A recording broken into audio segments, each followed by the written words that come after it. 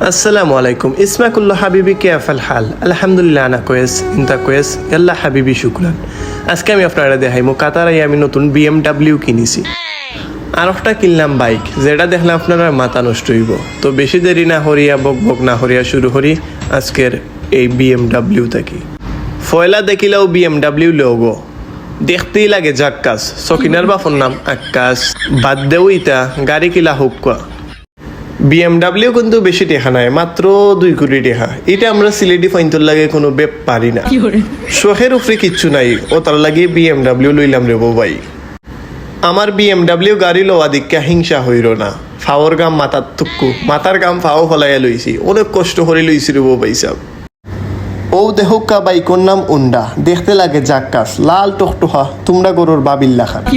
আসলে বাইকর দাম বেশি নাই, বাইকর দাম মাত্র 80 লাখ টাকা।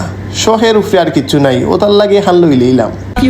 আর হামনাই সাফা মারার, মূলত আমি গাড়ি টাড়িটা কিচ্ছুই লইছি না। এটা আমি যেখানো খাস করি অন্য আরবি হলতে লই আই, তো তারা নিজস্ব গাড়ি ও বাইক দেখলা অনেক সুন্দর বাইক। তার অলরেডি 2টা বাইক আছে, একদিন একটা আনে আর কি। যদি আর একটু সময় পাই ইনশাল্লাহ ও বাইকটাও দেখাইমো।